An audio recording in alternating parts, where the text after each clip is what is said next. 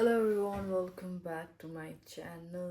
अहिले चाहिँ 9 बजिसक्यो हो, भर्खर उठेको। एकछिन फोन हेरेर बसिरहेको थियो। आजको भ्लग चाहिँ के हुन्छ भन्दाखेरि चाहिँ आज चाहिँ म झोल मोमो बनाउन ट्राई गर्ने। मोमो त बनाइहाल्छ, झोल चाहिँ कसरी बनाउन ट्राई गर्ने फर्स्ट टाइम। मोमो त तर अहिले कति खेप बनाइसकेँ होइन, अहिले अलिकति एक्सपर्ट भइसकेको छु हेर नि। तर खानाहरू त मैले कतिवटा कुरा भन्दा कति बिग्रिसकेको। फर्स्ट बनाउँदा पनि बिग्रिन्छ। त्यहाँदेखिको त्यही हो, अब उठेर डाइरेक्ट गएर म किमा चाहिँ बनाइराख्ने पहिला होइन, तर अलिक सफ्ट हुन्छ नि त बेसी टाइमसम्म मुसिराख्यो भने, अन्त चाहिँ अझै दामी हुन्छ होइन। शबादको शान्ति हेर्नु, क्या शान्ति हुन्छ आजको दिन।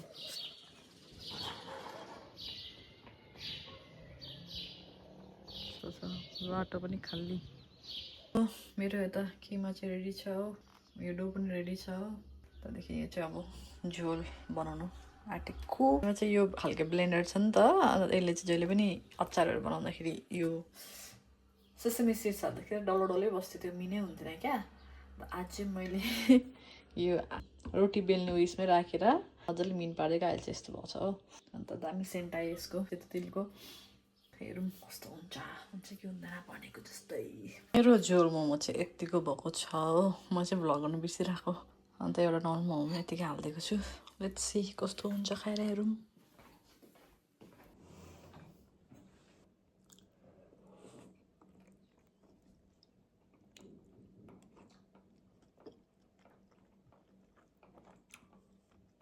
नट ब्याड, मजा आयो।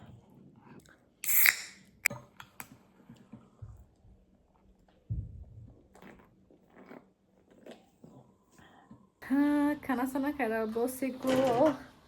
मोमो चाहिँ राम्रै भयो, तर झोल मोमो चाहिँ झोल चाहिँ त्यस्तो अझ चाहिँ अलिक बेसी भयो त्यति हो। तर मिठो चाहिँ मिठो खानु चाहिँ सक्ने टाइपको थियो।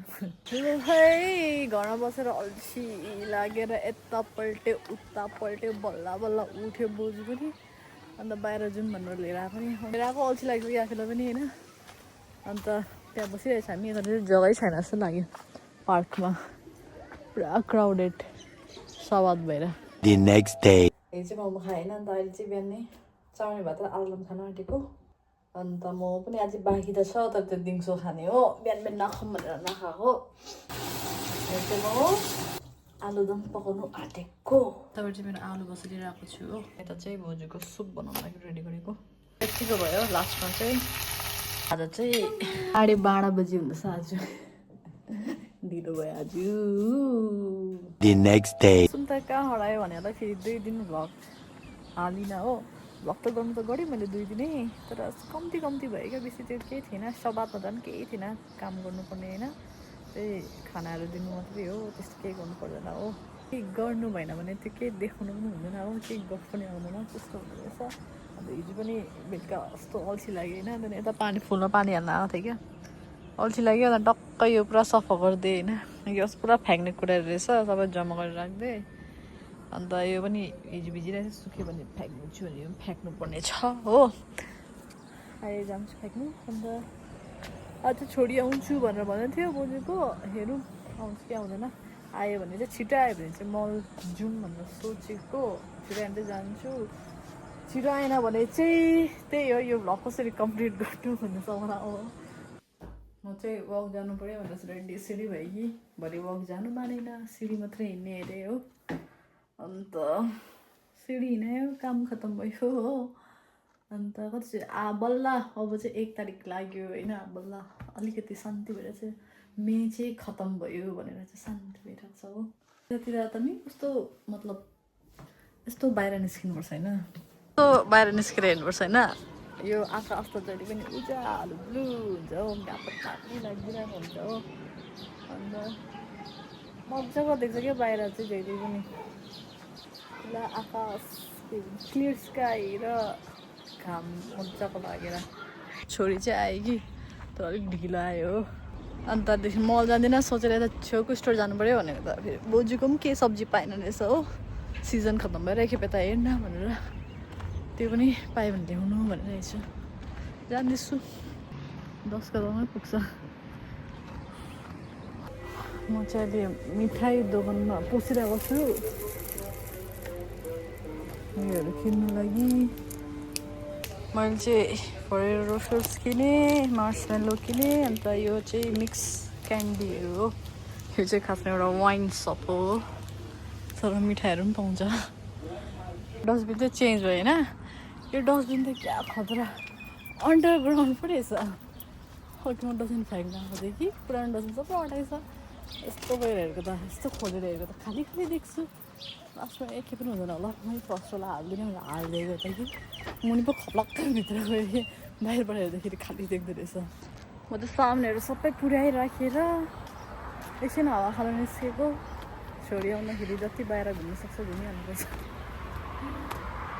एकछिन पार्कमा बस्छु हो यता मजा आएर फेरि अर्को जग्गा जान्छु अहिले एकछिन यता एकछिन बस्छु शान्तिले चढ्दिउँ के हो अड्किँदैन होला नि फेरि म अड्क्यो भने फेरि बिजोक मलाई थाहा छैन अब होस् कति डेलिकेटेड रहेछ म चाहिँ त्यहाँ पार्कमा एकछिन बसेर फेरि अर्को पार्कतिर लाग्दिएको यो पार्क चाहिँ अलिक टाढो छ त्यति टाढो पनि छैन 10 मिनटमा त पुगिहाल्यो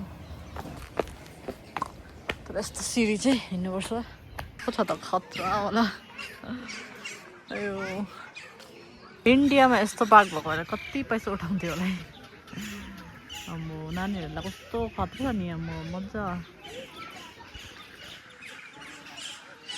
यता पिङहरू पनि छ हो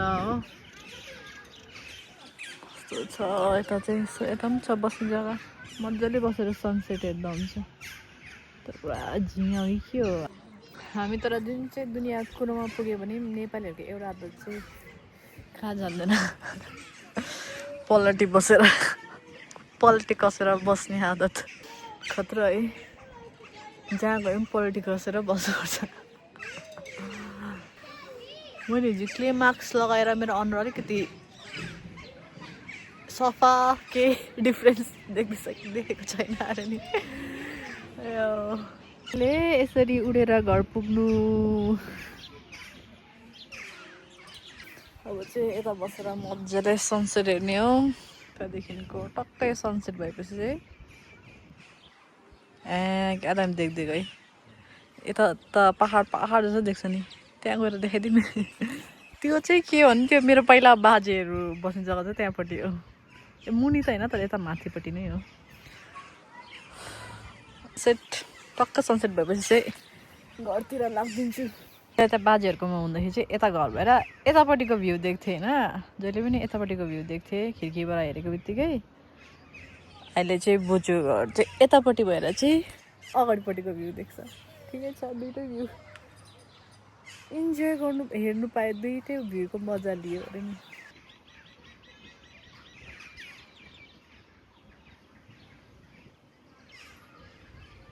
यो खुट्टामा चाहिँ कहाँबाट के लाग्यो ला चप्पलमा पनि लागेछ के उडेर आएर चप्पलमा अड्क्यो यस्तो भयो लास्टमा त चढाहरू कराएको सुन्नु न आमामा चारैपट्टिबाट रुख भएर रुख छ त चाहिँ डल्लै यो बाटो झन् क्या दामी देखिदिन्छ है रुख भएर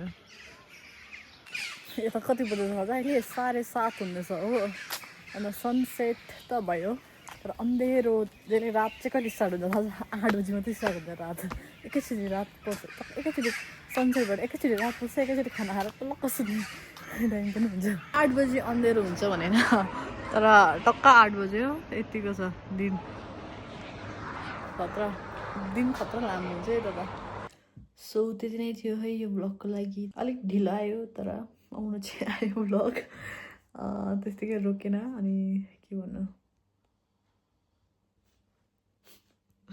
अब चाहिँ के बनाऊँ भयो हल्का जति देखाउनु थियो देखाइहालेँ होइन अन्त चाहिँ के हुन्छ नेक्स्ट भ्लग अब त डेली त आउँदैन होला किनकि अलिकति अब